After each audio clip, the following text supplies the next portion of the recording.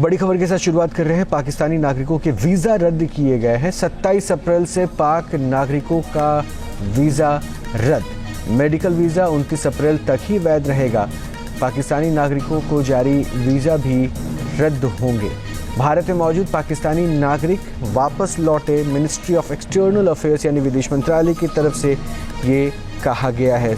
कल CCS की बैठक में 5 बड़े फैसले हुए, उनमें से आधारित ये सबसे अहम फैसला ही माना जा रहा है। मोहित बख्शी जुड़ चुके हैं और अपडेट देंगे। मोहित, क्या कुछ अहम पॉइंट्स इस फैसले को लेकर? देखिए रोहित, सबसे ज्यादा महत्वपूर्ण यही है कि भारत सरकार ने जो पाकिस्तानी नागरिक को जारी सभी जो जितने भी मौजूदा वैध वीजा थे वो 27 अप्रैल 2025 से रद्द कर दिए हैं। यानी इसके बाद किसी को यहाँ रहने की इजाजत नहीं होगी।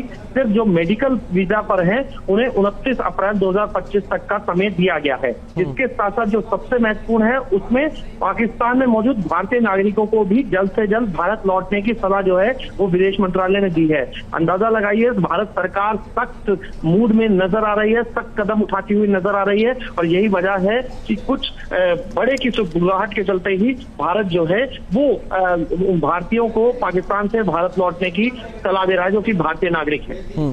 अच्छा मोहित, इसके सेकेंड पार्ट को भी जरा समझें। अभी पाकिस्तान में भी लगातार बैठकें चल रही है।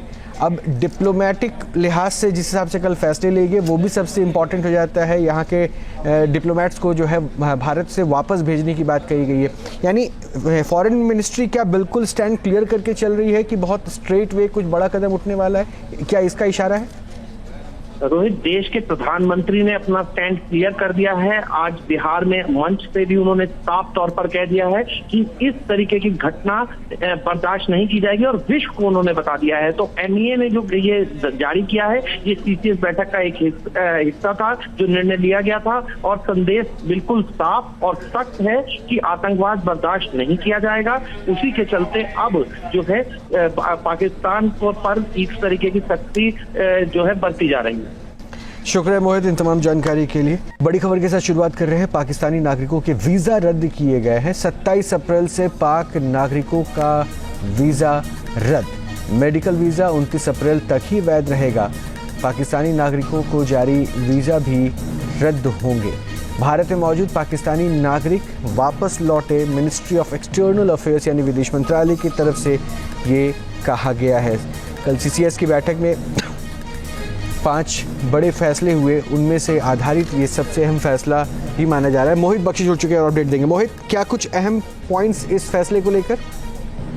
देखिए रोहित, सबसे ज्यादा महत्वपूर्ण यही है कि भारत सरकार ने जो पाकिस्तानी नागरिक को जारी सभी जो जितने भी मौजूदा वैध वीजा थे वो 27 अप्रैल 2025 से रद्द कर दिए हैं। यानी इसके बाद किसी को यहाँ रहने की इजाजत नहीं होगी।